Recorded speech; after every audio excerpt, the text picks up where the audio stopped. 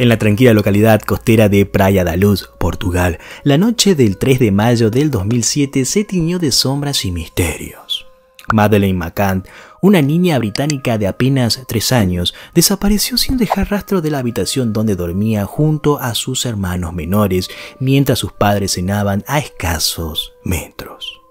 La escena que encontraron los McCann al regresar era desconcertante. La ventana de la habitación abierta, las cortinas ondeando suavemente con la brisa nocturna y la cama de Madeleine vacía.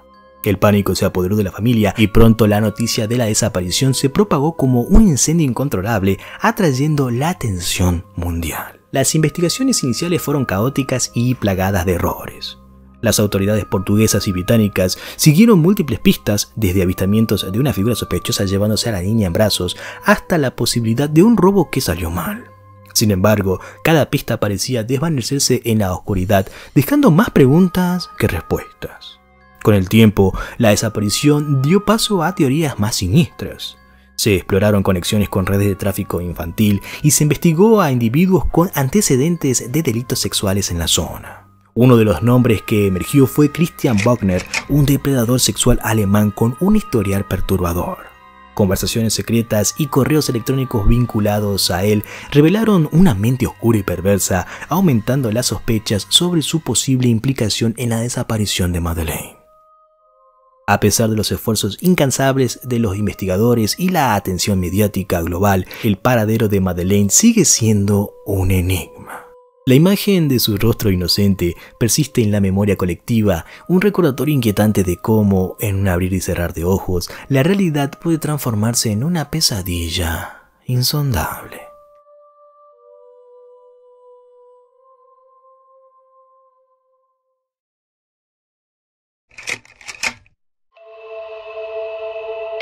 La siguiente es una de las crónicas de posesiones demoníacas más estremecedoras y documentadas del siglo XX, marcando un hito en la literatura sobre exorcismos. Esta mujer, víctima de una posesión que se extendió a lo largo de varias décadas, sufrió su último y más famoso exorcismo en Early, Iowa, desde el 18 de agosto de 1928 hasta el 23 de diciembre del mismo año. Anna Eklund comenzó a mostrar síntomas de posesión demoníaca a la edad de 14 años. Los relatos de su vida están repletos de episodios aterradores que culminaron en una serie de exorcismos llevados a cabo por el padre Theophilus Reisinger, un sacerdote católico de origen bávaro, conocido por su destreza en el arte del exorcismo. El primer exorcismo registrado de Anna tuvo lugar el 18 de junio de 1912. Con la aprobación del obispo Thomas Dunn, el padre Reisinger inició el ritual en la comunidad de Saint Anthony en Marathon. Aunque se conocen pocos detalles de este exorcismo inicial, Anna no experimentó más exorcismos durante las siguientes 2 décadas, lo que sugiere una breve remisión de los síntomas. El verdadero horror comenzó en el verano de 1928, cuando el padre Reisinger fue nuevamente llamado a intervenir. A instancias del padre Joseph Stieger, el ritual se trasladó a un convento de las franciscanas de Early, un lugar que pronto se convertiría en el escenario de eventos de una intensidad inimaginable.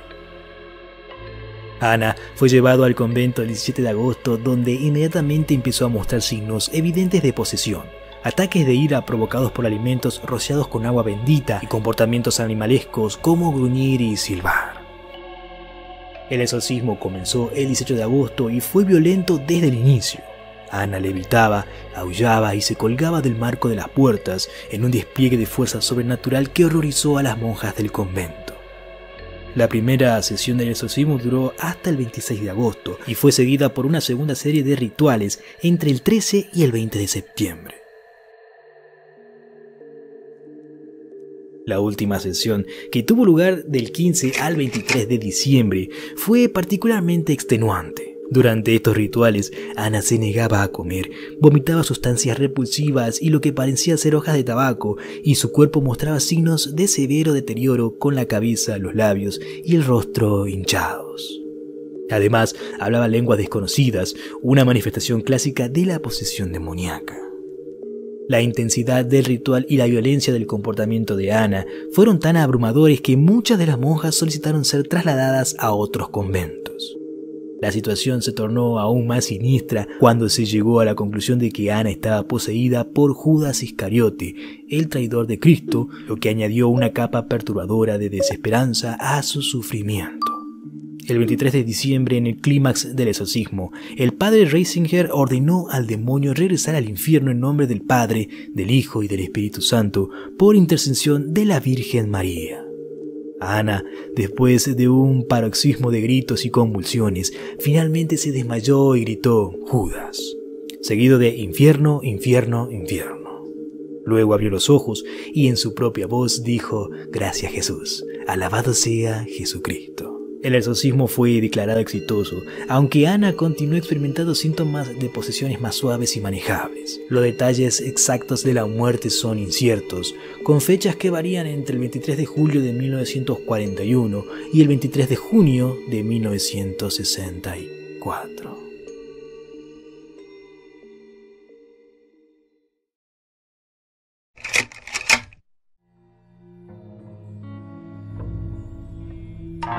Nació en Ucrania el 16 de octubre de 1936, en una pequeña aldea en tiempos de hambruna, cuando morían 1 millón de personas cuyos cadáveres se amontonaban en las calles y campos.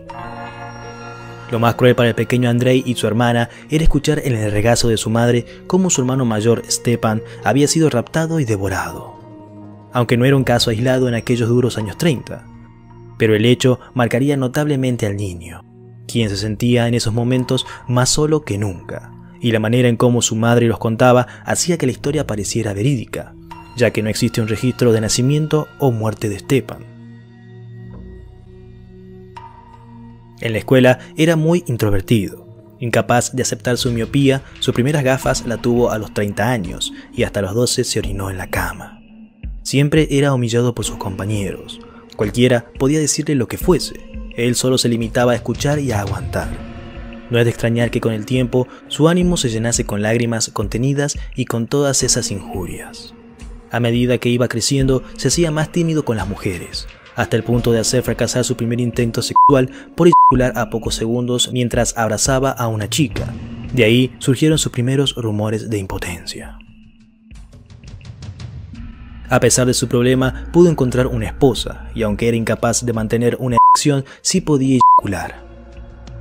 Logró alcanzar en contenidas ocasiones la suficiente erección para dejar embarazada a su esposa, pero no dejaba de pensar que la naturaleza lo había castigado castrándolo al nacer.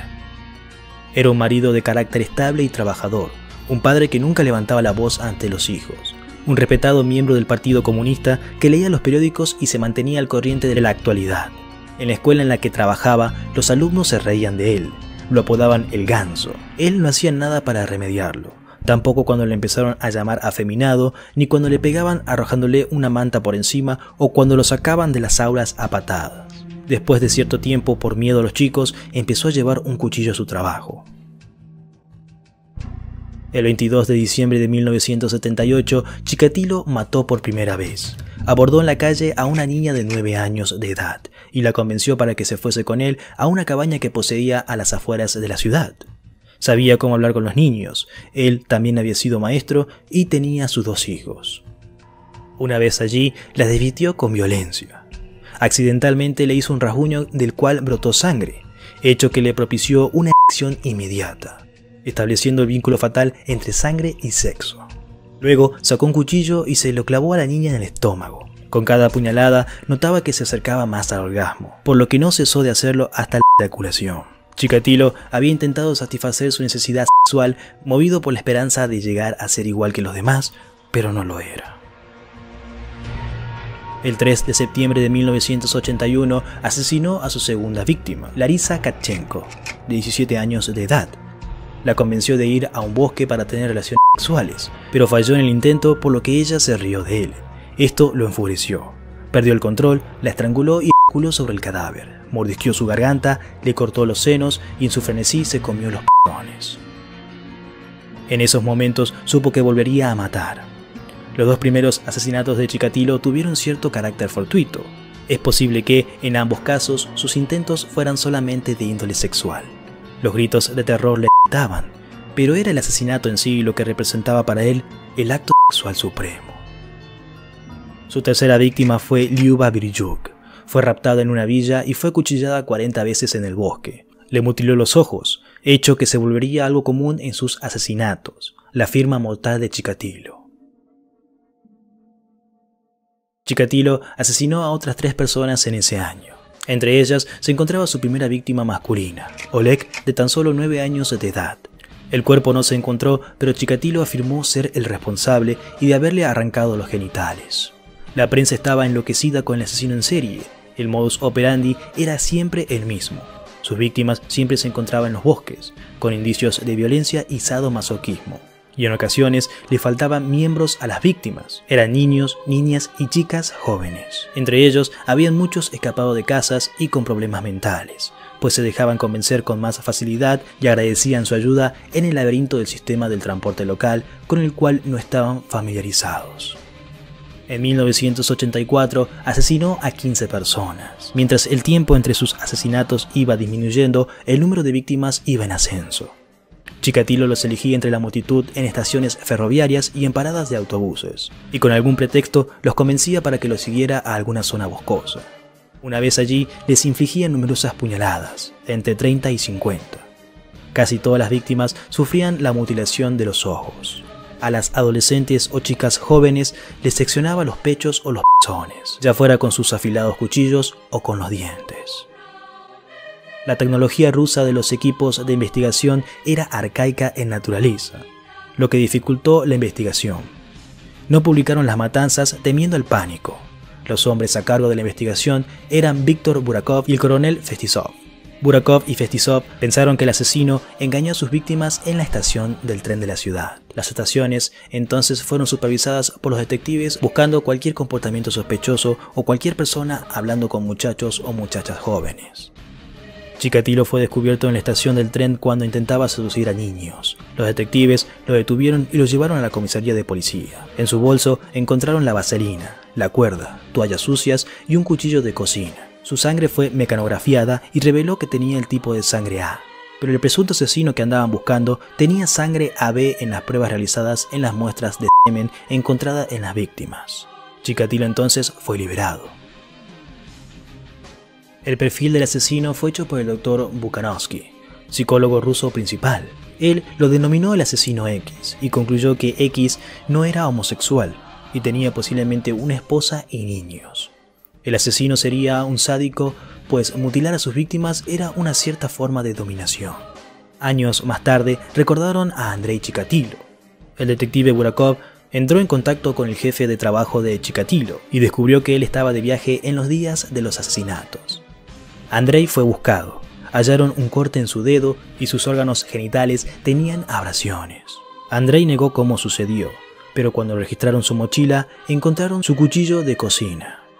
Chikatilo fue interrogado por Bukhanovsky y terminó confesando pues no podía soportar más contenerse. Le explicó en un ataque de ansiedad cómo consiguió la satisfacción sexual de asesinar y de mutilar. También añadió un placer por el canibalismo. Chikatilo admitió por lo menos 53 asesinatos y también condujo a la policía hacia algunas víctimas sin descubrir. La razón de la discrepancia del tipo de sangre todavía no se ha descubierto. Algunos dicen que era un desorden raro de la sangre, donde la sangre y el semen tienen diversos tipos, pues su semen era del tipo AB y su sangre del tipo A. Las razones por las que Chikatilo mutilaba con furia los ojos de las víctimas eran porque creía que los ojos de las víctimas tenían una imagen del asesino después de muertos. Chikatilo fue condenado a muerte por 53 asesinatos. Fue ejecutado en 1994 con un tiro en la cabeza. Si el video te gustó, por favor dale un pulgar arriba y compártelo con un amigo. Si es la primera vez que ves un video mío, por favor suscríbete y activa la campanita para que estés atento a todos mis videos. En la caja de comentarios estarán mis redes sociales. Agrégame si quieres, sobre todo en TikTok e Instagram, que estoy subiendo uno que otro reel. También está el link de Discord, pero está un poco inactivo, así que si quieren que lo reactivemos, únanse. Nos estaremos viendo en un próximo video. Mi nombre es Don T y te deseo muy buenas noches.